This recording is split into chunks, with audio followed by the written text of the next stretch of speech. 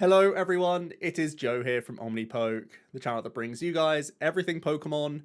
If you're looking for PTCGO codes, including the stuff from Chilling Reign, make sure you go ahead and check out the Potown store. You can get a 5% discount on your order using that code Omnipoke.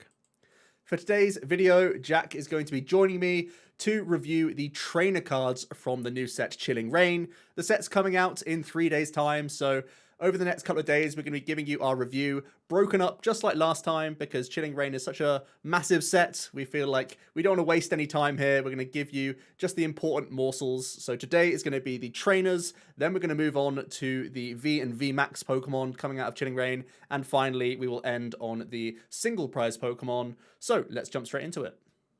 Yep, and as usual, we're using the rating system, so feel free to pause and gauge sort of a bit of an idea as to how we've rated these cards, as well as the community rating. As you can see, is back.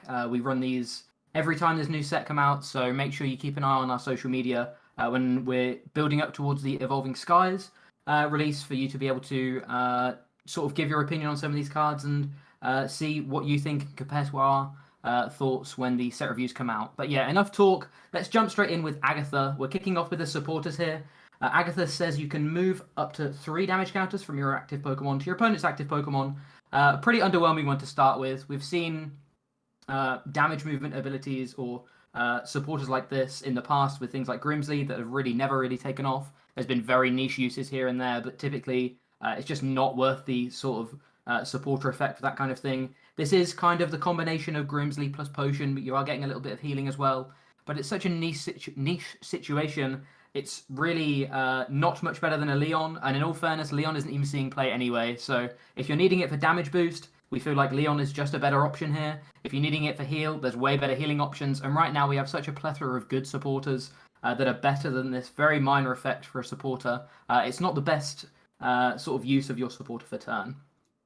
Next up we have Avery. Avery was a very hyped card upon its release. It allows you to draw 3 cards. If you drew cards in this way, your opponent discards Pokemon from their bench until they have 3 remaining. So on the surface, it is the draw power of a hop. And we actually feel like in most situations, forcing your opponent to discard the Pokemon from their bench is more of a downside than an upside. Because in most situations, basically against every deck that isn't exactly Eternatus, it means that they have the opportunity to clear off their early Dedennes, their Crobats, their Eldegoss, basically their excess cards that are easily targeted by you later down the line. So it's actually less easy to weave in an Avery in pretty much every situation. Now, you can see the community are a bit more excited about the Avery card, and I think people are expecting this to be a tech card to beat Eternatus. Now, we are already getting the Galarian Zapdos V, which in itself can be an alternative route for a teching option. Avery, of course, is a supporter, which means it can go into basically everything. But Jack's already touched on it. The quality of supporters that we already have available is so high. Taking any turn just to draw 3 in itself is difficult to weave in. And basically it becomes unusable in every matchup that isn't Eternatus, because it sometimes closes off your path in terms of your prize race. So this is actively hurting you in, at least 80% of your games. That's if Eternatus is still massively played.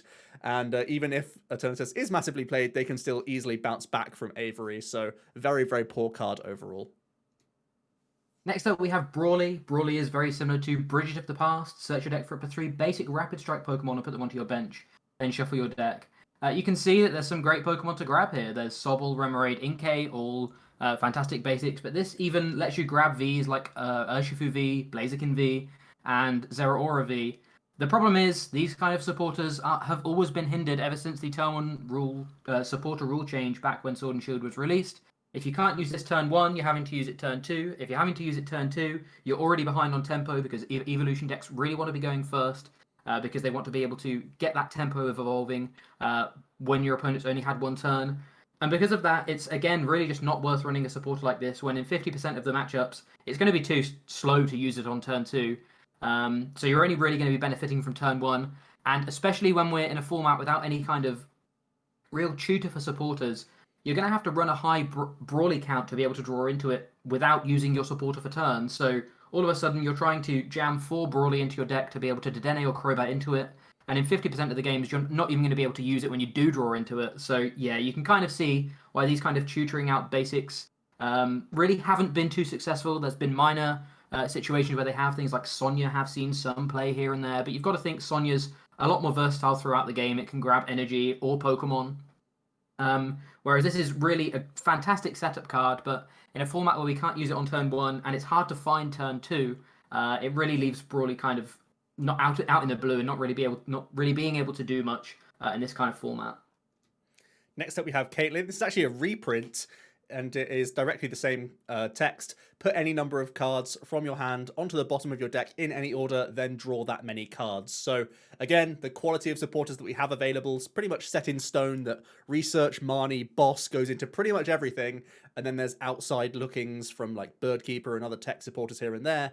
Caitlyn just really isn't that strong. In the opening turns, it's just not a lot of card draw. It's actually card disadvantage that you're paying for with a supporter, which is something you never really want to see. I think the only extremely niche times where you could ever even argue for a card like this is if you're having decks that really grow that hand size to, you know, like that 12 to 15 kind of card range. And then if you're still missing on key pieces, you can Caitlyn, put, you know, like all 14 cards to the bottom of your deck and draw effectively and see 14 new cards. But really, that's already in a dreamer scenario. And if you haven't already seen what you want from, you know, the 14 or so cards you already have in hand, you've just been unfortunate. And I understand that there's times when you don't want to use that research, you don't want to use that Marnie in those sorts of spots, but there's even things like Sinlin that could fill in that role much better to continue to dig into the deck and see more cards whilst maintaining that large hand size. So Caitlyn, really no home for it right now. Next up, we have Doctor, another pretty underwhelming supporter. Lets you draw 2 cards, and if your opponent's active Pokemon is a Pokemon VMAX, draw 2 more cards. Coach Trainer was a card that initially saw some play that had very similar text to this, but you were actually in control of the additional draw, and that was even phased out when more and more supporters got released, especially, again, Sinlin we just mentioned. Sinlin and the Tag Call package basically completely phased out Coach Trainer in a lot of scenarios. This is conditional, but we can't control the condition. So it's basically a draw 2 in almost all instances. And, you know, we're not seeing any reason to play something like that right now. So yeah, a really underwhelming card, unfortunately. Next up, we have an interesting single strike supporter in Flannery. We do always have to remember now that single strike supporters are helped by the Welcoming Lantern, which is another new card that we'll talk about slightly later on in the video, where it allows you to recover single strike supporters from the discard pile, just like a Versus Seeker. So having that little tag of single strike is potentially helpful for Flannery if you want to build around this sort of package. And the card itself says, discard a special energy from one of your opponent's Pokemon and discard a Stadium in play. So it's very similar to the old Zerosic supporter that we had, but it allows you to double up and get rid of a Stadium as well as a special energy card, which is very, very strong. The only thing I will say is we already have a lot of good energy discard right now in the format.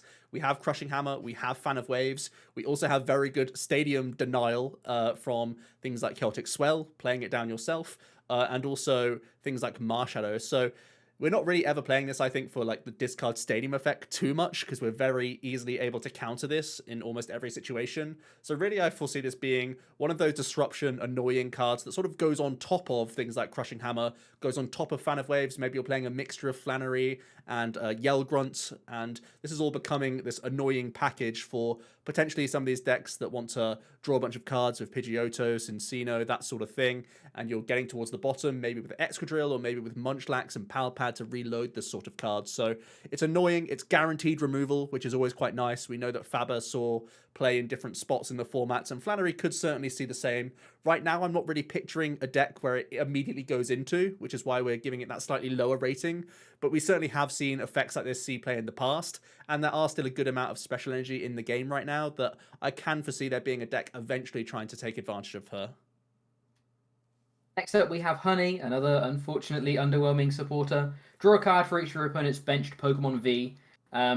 Obviously, this is kind of similar to Erica's Hospitality, letting you draw a card for each of your opponent's Pokemon. Typically, Erica will be drawing more, and again, this is a condition that your opponent can kind of control. You can't ever really see yourself drawing more than 3 cards. I don't think, maybe 3, 4, but even in a format where we have a draw, we would have a draw 4 if Hop drew one more card. I'm still pretty certain it wouldn't see play. So this most can draw 5 against everything other than Eternatus, and it's never really going to happen, especially while the Dyna is in format as well, because that takes up a spot on almost everyone's bench, no matter what deck you're playing. So yeah, again, another really underwhelming supporter, kind of regardless of the fact that the 3 supporters we have in most decks are insane. Even then, this still wouldn't be fantastic. Next up, we have another single strike supporter card in Karen's Conviction. Quite an interesting prospect here, as it states, during this turn, your single strike Pokemon's attacks do 20 more damage to your opponent's active for each prize card your opponent has taken.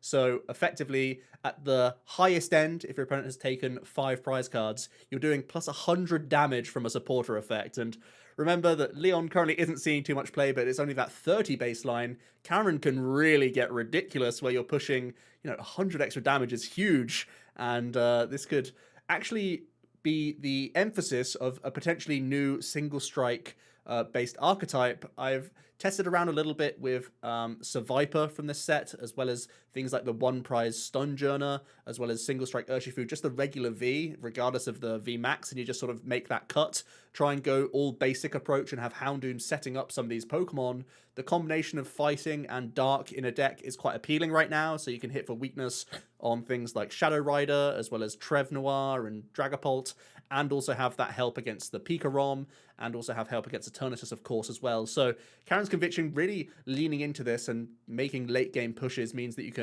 push potentially those 2 shots into 1 shot category, which I think is very dangerous, especially into tag team matchups. I think less so into VMAXs, but this could be a great thing that can really give you an edge in some tag team matchups. And really, you can see the community there are on a similar thinking process, where you're going to try and have some lanterns in the deck. You have maybe like 1 or 2 Karen's Conviction, then you lean into supporters like Bruno and stuff like that to really make this single strike package a bit of a deal. So yeah, an interesting archetype, has some good type coverage on its side, and Karen allows you to become a beat stick in matchups where you're not necessarily hitting for weakness. Next up, we have Klara. Klara is very similar to Ordinary Rod. Basically, it's an Ordinary Rod, but goes to hand rather than to shuffling them in. Put up to two Pokemon from your discard pile and up to 2 basic energy from your discard pile into your hand. Obviously, this is great recovery. Recovery is always really important in the format. Ordinary Rod sees play here and there. Nessa in particular in certain water archetypes. So more recovery is always good. Also, in combination with Mewtwo, you really can get a lot of uses out of Klara. Obviously, Mewtwo typically packaged with like a scoop up net sort of package index. That means you can really lean into this Klara. You can play one, kind of forget about it, and get it exactly when you need it. It's going to be really good for recovering some of these 1 prizes, especially given that we have to go through so many to keep up with some of the Vs and Vmaxes in the format right now. But decks like Altaria and Whimsicott that typically just want to keep churning these stage 1s, it could be really good in certain spots and certain situations in those decks. Unfortunately, the biggest thing is how viable a lot of these different archetypes are. A lot of 1 prize archetypes are kind of being gatekept by things like ADP and Rapid Strike Urshi right now, even with the existence of Mew, and that doesn't look to change, especially with Mew rotating and no reprint on the horizon at the moment. So Klara's in a really weird spot where it's a fantastic supporter, but the kind of deck it would want to be in actually really struggles to do well in this meta, and because of that, it's never really enough tempo to be pushed into the V and VMAX archetypes, we feel, as much as the 1 prize archetypes, and the 1 prize archetypes really struggle at the moment. So it's kind of in an awkward spot where it's probably not going to see too much play outside of experimentation, but it's a fantastic card to have, and really will be good recovery if we ever get to a point where these archetypes are viable again. Next up, we have a really exciting supporter in Melony. It allows you to attach a water energy from your discard pile to one of your Pokemon V if you draw 3 cards. So very similar to Welder in some ways, because you're getting acceleration and you're drawing 3 cards. So a lot of people are flocking straight away to those high ratings, knowing how insane Welder is.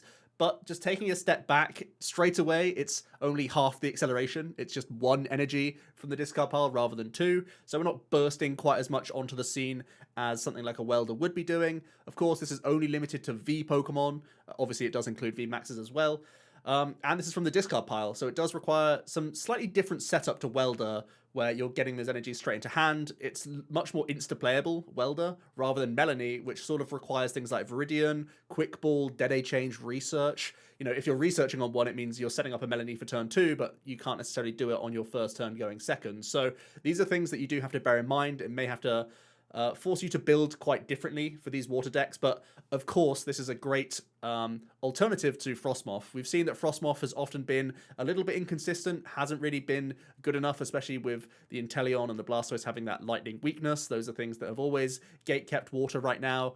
But Melony as a supporter means you can build your deck slightly differently, not be so focused on evolving Pokemon like Snoms that can get knocked out early on, and really just allow you to build in that max bullet more consistently for turn 2, which I think is very dangerous. And also there's the option of Ice Rider Calyrex VMAX, one of the flagship cards from this set, literally one of the poster boy archetypes that they're trying to push here.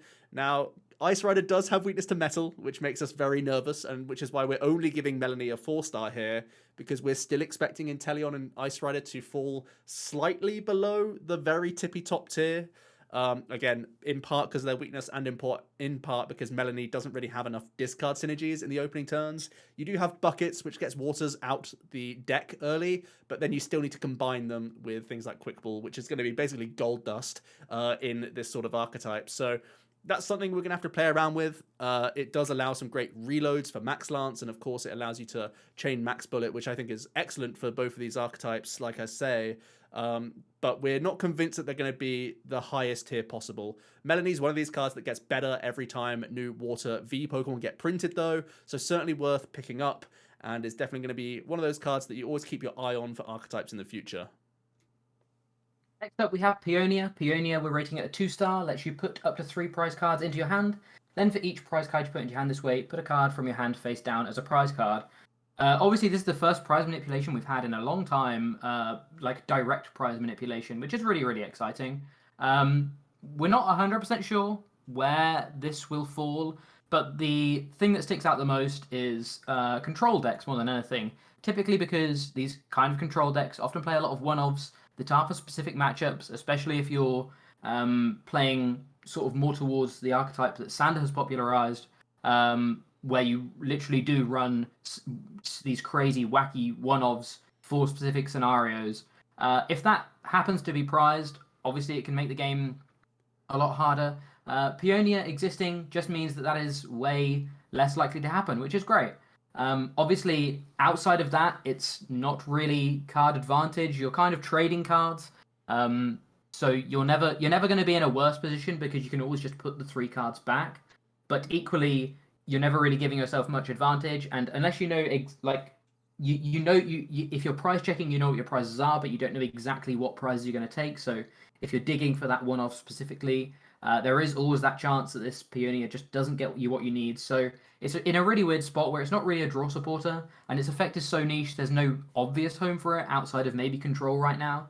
We are seeing some rumors, well, not just rumors, but some archetypes in the future that may end up liking this kind of prize manipulation. But right now, outside of control, we can't really see a home for it. And even in control, it may just not quite be good enough. I think it's a fairly strong one-of in control, but even in that deck, I think it's probably not a guaranteed one-of. So we're going to hedge our bets with a 2-star rating, slightly under the community, but definitely want to keep an eye out on. And really good to see prize manipulation back, because it can hold back a lot of different game plans and situations. So maybe there'll be a point where we actually are able to play Peonia and really not worry about prizes anymore.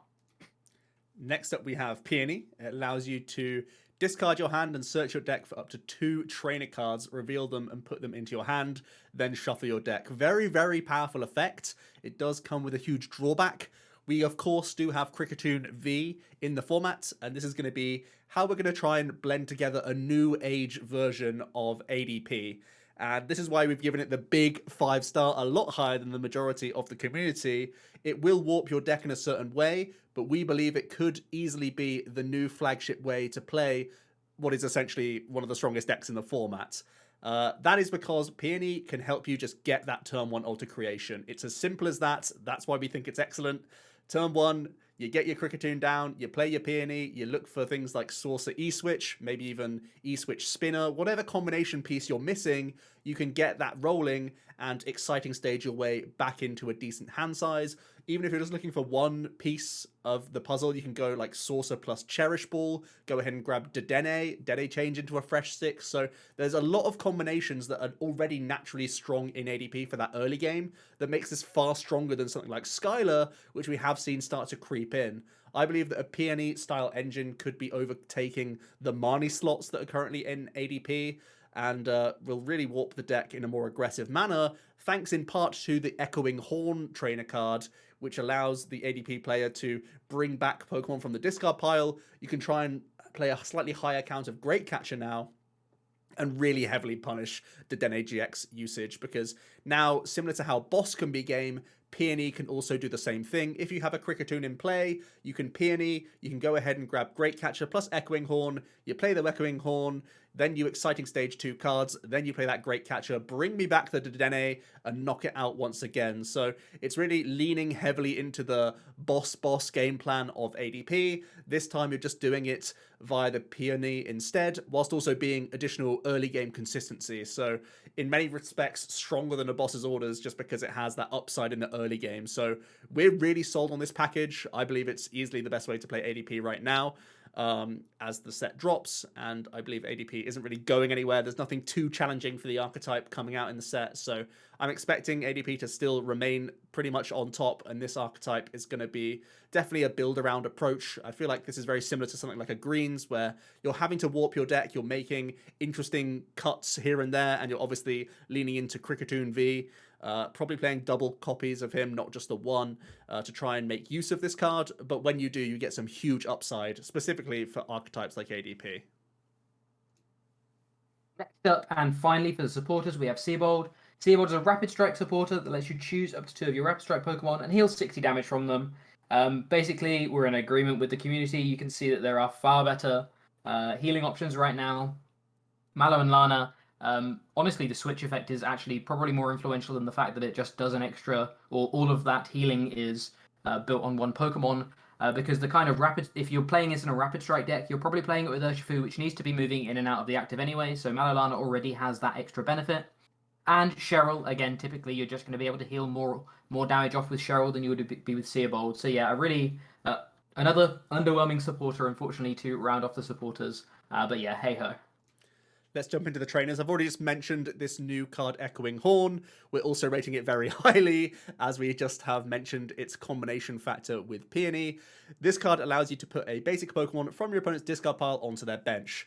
And straight away, there's going to be archetypes eyeing up Dedenes and Crobats, as these are very, very easy targets. Straight away, we're assuming this will make it into ADP, because it loves to just ignore the opponent's board state and look to take easier prizes elsewhere. I can also quite easily see this going into Rapid Strike Urshifu VMAX builds as well, because it gets even more proficient at sniping in this format because we gain Persimmon.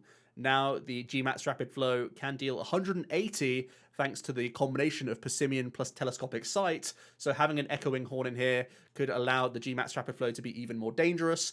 And of course, if you're combining Echoing Horn with Great Catcher or Boss, doing a very similar thing where you're picking up the weakness on the Dedenne or the Crobat for another easy 2 prize cards with Gale Thrust. So all round, very, very solid in those two. I could also foresee something like Victini VMAX taking advantage here, because your opponent can quite often try and play around the fact that you can only damage V Pokemon severely with the VMAX, or at the same time, if you're playing Cramorant, you can Echoing Horn Dedenne's back and Spit Shot them. So these 3 high tier cards could all potentially be playing Echoing Horn. I think it definitely makes sense in ADP. I think some Rapid Strikes will play it. Victini, a bit more fringe, I would say. But then there's a whole other side of the coin with Echoing Horn, where you can play it in controlling style decks and force your opponent to have more than just a lone Pokemon in play, essentially, a lot of the time.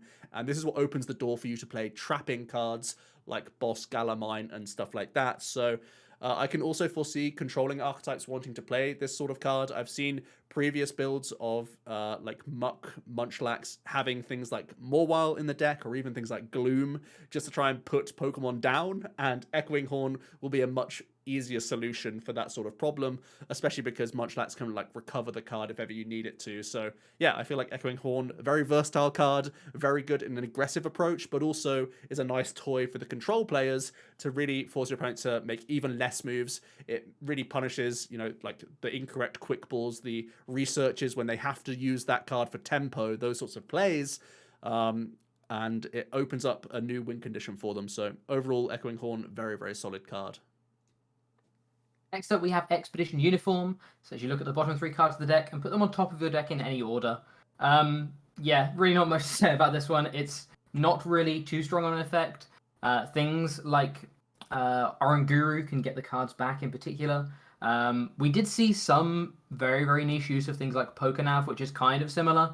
But that actually got to draw cards, which is just immediately better than Expedition Uniform. Expedition Uniform obviously does kind of somewhat mitigate Marnie, but the fact that you have to shuffle before Marnie also means that you might even be able to grab the specific cards that you did have before you were Marnied, and be able to access them as and when you want them. So yeah, it's obviously not really going to see much play, but yeah, it's got a couple of weird niche uses here and there. But yeah, really underwhelming, unfortunately.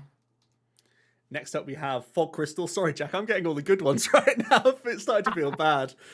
You search your deck for a Psychic Energy and or a basic Psychic Pokemon. Reveal it and put it into your hand, and then shuffle your deck. This is just an obvious, amazing card. We've seen it Netball in the past. That card managed to see play, even though Grass was in like a pretty bad spot in the game. Whereas Fog Crystal, having Psychic Pokemon, is absolutely blessed with so many viable cards straight out the gate.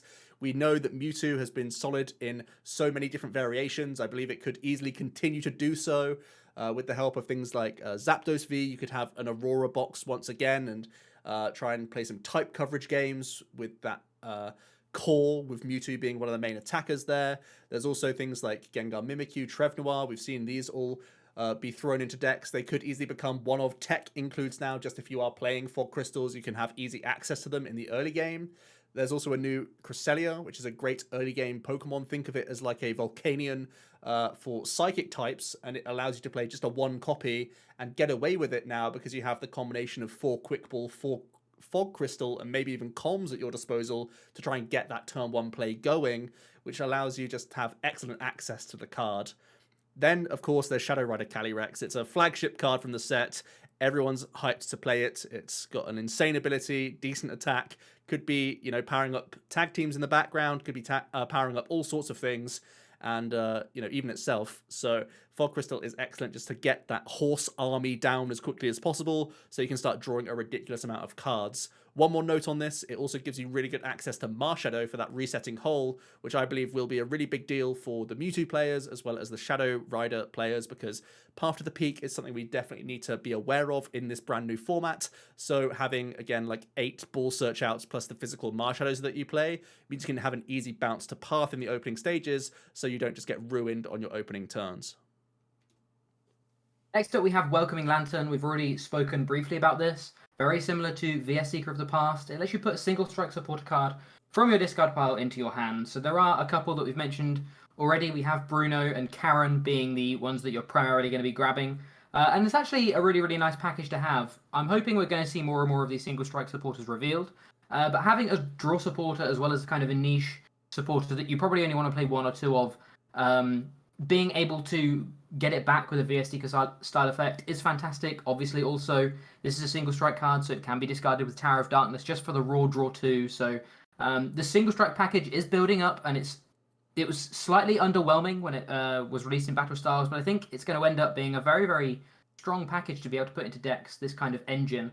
So yeah, it just being able to grab these supporters back in these kind of archetypes is going to be really useful. We've already mentioned Karen's Conviction and how it looks like it can maybe push some of these single strike archetypes up a tier because they can actually compete with some of these awkward numbers now. And equally, the same as Joe, I was really impressed with how the Survivor Urshifu deck felt.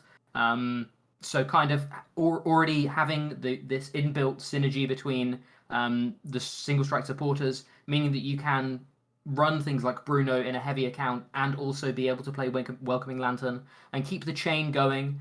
Bruno is actually a fantastic supporter if something was knocked out, and because you're playing single prizes, you have to expect these survivors are going to be getting knocked out fairly frequently. So yeah, it's a really, really nice package that's starting to build. And this is, like we say, really off the back of this survivor archetype potentially being up there even in tier 2. We've been really impressed with it, and because of that, Welcoming Lantern kind of fits perfectly into that deck.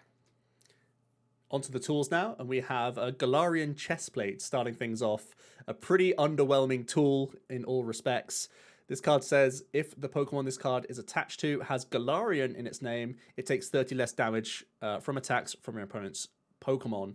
We already have Big Charm, which can give that essentially 30 plus hit points, and we actually have Cape of Toughness to give you a plus 50 hit points. So I think immediately it compares very poorly to these two cards. Obviously, reduction is better than like gaining hit points in general, because you could sometimes get double effect, especially if you heal or something like that, compared to just the raw hit point gain.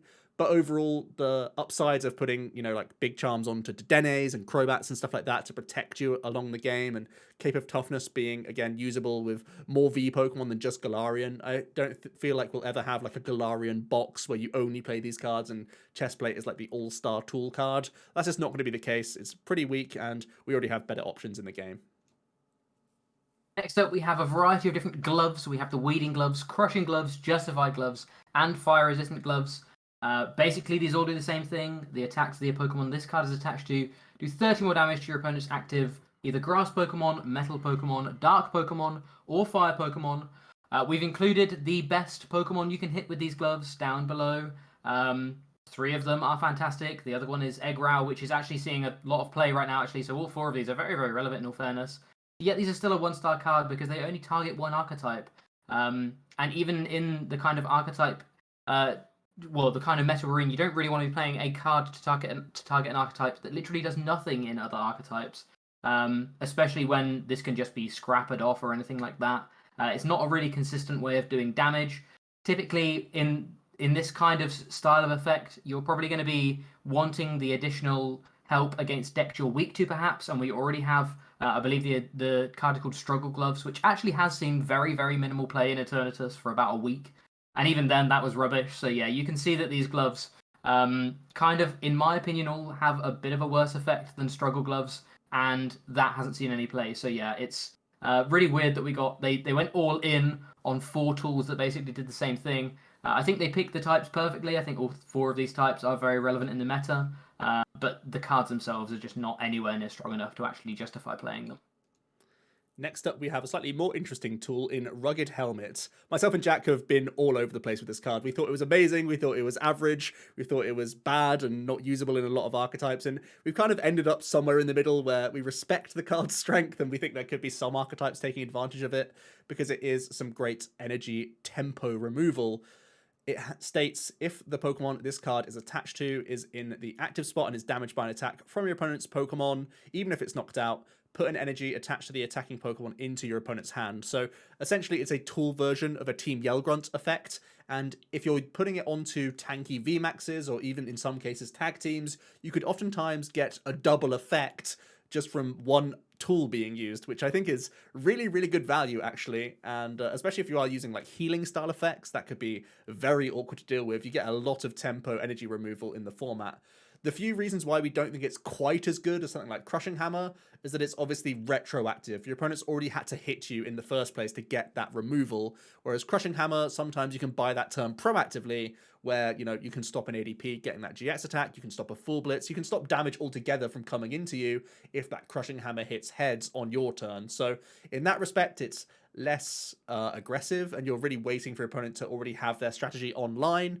Where it can shine, though, is if archetypes start running low on those attachments and they only have a couple of pieces of energy acceleration here and there, you can force them to overcommit into an active position, maybe hit them with a reset stamp or a Mani, and they miss energy drops, or they are not able to hit their acceleration, be it like a Welder or a Melony in this case, or in some cases. that's something that could really be awkward for them, and then it does eventually make them miss that beat. So this could end up going in addition to Crushing Hammers into some decks. It does have some nice synergy with things like Hydro Snipe, where they naturally remove one after attacking you, then you can Hydro Snipe a second energy back into their hand, which could then in theory buy you extra turns to start max bulleting around the place, especially if you haven't quite built up to max bullet just yet for the Inteleon deck. That's one of the homes we saw sort of out the gate, and any deck that has that reset stamp available to it could start thinking of Rugged Helmet, because it could be a way that you can force your opponent into those bad spots in the late game where they're forced to have attachment plus boss or something like that all in one go, because you've been ruggeding energies off the entire time as you've been setting up things like two shots. So there's definitely applications here, and I could foresee it seeing some play, but don't freak out. It's not quite as strong as Crushing Hammer in general, because your opponent already has to be hitting into you. Next up, we have another single strike scroll. We have the single strike scroll of piercing. Again, similarly with the other single strike scroll, it can only be attached to a single strike Pokemon. For a fire and 2 colorless, you have bullet breakthrough for 120 damage, and the attack isn't affected by weakness, resistance, or any effects on the opponent's active Pokemon. So basically, it's a wall breaker for any single strike Pokemon. Obviously, the first awkward thing is the fact that there is a fire energy in the cost. Typically, we haven't seen too much inclusion of fire energy in the cost. It seems that the single strike package is looking at fighting and dark types. So it's quite weird to see a fire in the cost, but because of that, we actually do hit a new, or we do have impact energy, which will help mitigate that. Obviously, we also have welder in the format as well. So we have ways of being able to use this. The more awkward thing is actually the attack effect in general. Wall breaking isn't usually an issue hasn't been an issue for single strike decks so far. Basically because the only single strike deck we have, or the only successful single strike deck we have right now is single strike Urshi, whose attack wall breaks anyway. So it's not going to go in that archetype. We don't really feel it's going to fit into the Survivor archetype, just because it's a really awkward energy cost. And even though you might be playing impact energy anyway, the attack just isn't doing enough. So the only other maybe archetype is Tornadus VMAX, but again, it doesn't feel like we're ever in a situation where we need a wall break like this, especially for something kind of as small of a damage output as 120. When we have Phoebe in format, which kind of wall breaks for you when you're the VMAX anyway. So it's really weird that they've released such a weak, an important effect in a really weird way. It's nice that it's universal for these single strike decks, but the energy cost being awkward, the damage kind of being not particularly great, given that you typically these single strike archetypes want to be boasting huge damage output. 120 is pretty weak in all fairness. Like I say, the awkward attack cost, it's just all not really working with this card. I actually see this weirdly kind of more as a rapid strike card or style of effect. But no, for some reason they gave it to single strike, and I really don't think it fits the archetype very well. Next up, we have the Rapid Strike variant of the scroll. This is going to be the Rapid Strike Scroll of Skies. It also has that awkward attack cost that they've given us. It's a lightning colorless, so we can't fulfill that cost just with one Rapid Strike energy. It's Grav Drop. You do 10 plus 50 more damage for each energy attached to your opponent's active Pokemon. It's a decent multiplier. You can foresee it doing around 160 damage into fully fledged VMAXs. Or sometimes, there's a lot of 2 energy VMAXs out there as well, which is quite sad. So not really good damage. There's no real payoff to use this. The only thing I could ever really think of is if you're trying to set up a Crossfist, something like that, and you attack with something else, then move into Zeraora, because this naturally plays lightning energy, Dance of the Ancients, that sort of thing. But ultimately, there's just not enough upside to this style effect, and because it's only onto your opponent's active Pokemon, this never really gets out of control. There's no huge upside here at all, to be honest. Onto the stadiums, and we have Dyna Hill first. Dyna Hill states that both yours and your opponent's Pokemon can't be healed. Obviously, that's actually a pretty big effect with something like a Cheryl in format, especially when we seem to be moving towards some of these tankier archetypes. There's a couple of decks out there that do try and just heal off every turn with things like Cheryl. It does seem like it would be a bit of a bigger deal, but because we have things like Marshadow and Chaotic Swell, these two cards really gatekeep the amount of stadiums that can be played right now. Basically, this is never going to stick when you need it to stick. Your opponent is always going to be able to play a Swell, play a Marshadow, and just kind of always be able to counter this effect. So yeah, it's a very, very strong effect, and against certain archetypes, this will be pretty crippling. But whilst Marshadow and Chaotic Swell are in the format, it's just not able to be in play on the turns it needs to be anywhere near consistently enough. Next up, we have Old Cemetery. It's a stadium they're trying to feed us alongside the psychic type coverage. Whenever any player attaches an energy card from their hand to one of their non-psychic Pokemon, put 2 counters onto that Pokemon. So straight away, you're trying to think of some of the psychic archetypes that could take advantage of this. It's kind of a spiritual reprint to something like Frozen City of old, where you're trying to punish your opponent, just getting energies down and trying to sort of pepper them up damage-wise. I feel like Max Geist is one of those interesting attacks from Shadow Rider where it scales into that late game and becomes far, far stronger, where it can edge towards one-hit KO potential, and possibly an Old Cemetery could be this sort of counter stadium that you play to get you that little bit closer in getting into that one-shot range as your opponent attaches and damages their own Pokemon. Similar could be said for Dragapult, wherever they're attaching, you can try and make the most out of that with Max Phantom. We know that right now it's falling short of 2-shotting VMAXs, double Max Phantom. So having Old Cemetery and Horror Psychics maybe brings you close enough to 2-shot. Still probably not. That's a big problem that Dragapult has to start overcoming now that more and more VMAXs are coming into the format, and I think that will make Dragapult less strong overall. So really, we're not expecting that archetype to be huge. We're expecting Shadow Rider to be more focused on Swells. We're expecting it to be more focused on Marshadow instead of any stadium whatsoever. And there is the outside chance that Shadow Rider will also play its own Path of the Peaks instead of Old Cemetery. So right now, the Psychic decks don't really need the Old Cemetery. But there's also the flip side of trying to damage your own stuff for damage output. I still think that Spiritomb won't want this sort of effect because you get far better value from Spikemuth with all the switching effects. Primeape, again, probably doesn't want to have a stadium like this. You are better off just trying to use things like Jinx and Houndoom to do the damage. You don't necessarily need the Old Cemetery, especially because you're attaching to your Pokemon that you want to attack with, and then you have to Jinx them off the Primeape regardless, whereas you could just be doing other things elsewhere with like Houndoom and stuff like that. So it does help buff damage, and it is going to be awkward if it sticks in play. We are still expecting it to be a Swell-heavy format. There's going to be things like Giant Half, Swell, Path. Those are like the only stadiums we think are going to be like worthwhile right now, and then like a good amount of Marshadow. And Old Cemetery just doesn't really fit into that mix. Next up, we have another 5-star card. I did get one of the 5-star cards. Excellent. Path of the Peak is a card that I think a lot of people may not be too happy to see. It's a spiritual reprint of Power Plant. Obviously, Power Plant isn't really seeing play right now, but Path of the Peak has a much wider range. Pokemon with a rule box in play have no abilities. So that is the GXs and EXs of old, but it's also Pokemon V, VMAX, even things like Prism Stars they've also confirmed as well.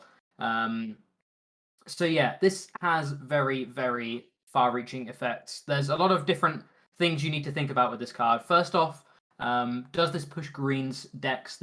Green's decks have always been able to play things like Power Plant. This actually is an immediate just buff to Green's decks in most situations, just because you're covering yourself against a lot more abilities. Power Plant didn't stop things like Crobat in the past.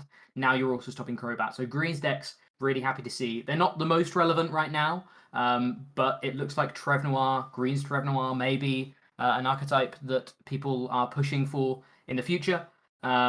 Just because Cresselia is such a huge buff along with Fog Crystal. Path of the Peak in combination with Nightwatch is an absolutely horrific combination of cards to try and deal with. So yeah, it may be Green's last hurrah with Trevnoir just before rotation. We did just mention that Shadow Rider Calyrex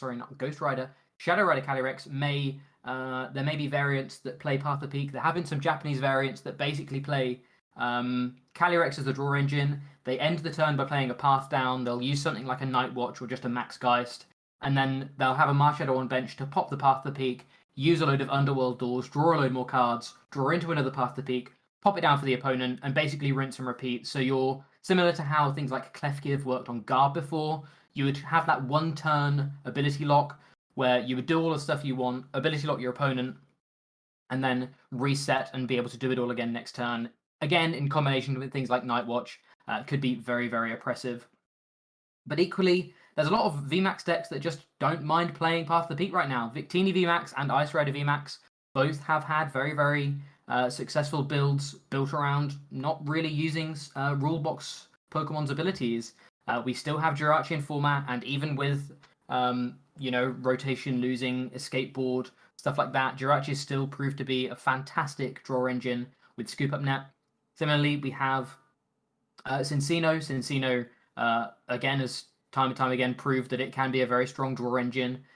Both of these cards are not affected by Path of the Peak at all. It means that you can you can lock these really annoying these stadiums in and still be able to consistently draw through the deck. And again, especially when putting pressure on with something like Max Victory or Ride of the High King, Max Lance, you're really able to pressure the opponent and force them to find outs to Path the Peak at the same time, which can be pretty scary, to be honest. Also, Inteleon gets a huge buff from this set, simply because Inteleon, there is a new Inteleon that we will go through in the single prize video that lets you basically do a 2 damage counter placement per turn. So there's more of a reason to play Inteleon, and typically in those builds you're going to be playing Drizzile anyway, so that mitigates the need for any of these Vs or GXs. And you can also play one of the Shady Dealings Inteleon just to kind of smooth out the curve at the top end as well, to get what you need to keep churning through the deck whilst not using things like Dedenne and Crobat. So yeah, there are lots of different ways to play Path to the Peak right now, whether it be going all in on the greens engine or just trying to find a way around it with things like Jirachi. Either way, it's going to be very, very oppressive. We've seen how strong Dedenne is right now. We've seen how strong Crobat is right now. Crobat doesn't seem to be going anywhere. Even things like Eldegoss, Kricketune, Oricorio, this shuts off so many different support Pokemon, and that's before you even think about other Pokemon, things like Mewtwo, things like Shadow Rider. This actually hits so many different Pokemon. It's crazy how strong this card is. We really do think it is meta warping, in all fairness. So yeah, like we mentioned when talking about Old Cemetery, it's going to be a 3-stadium kind of war for a little while, especially while Swell is still in the format and we have Marshadow. Post rotation, it looks to be even scarier. So enjoy Swell while it lasts. People hate Swell, but you might come to miss it when Path to the Peak is ruining everybody's day post rotation. Onto the special energy, we actually get 3 from the set. The first is the single strike variant, the Impact Energy. This card can only be attached to a single strike Pokemon. If it's attached to anything other than a single strike, you discard it. As long as this card is attached to a Pokemon, it provides every type of energy, but only provides one at a time, so it's a rainbow energy style effect.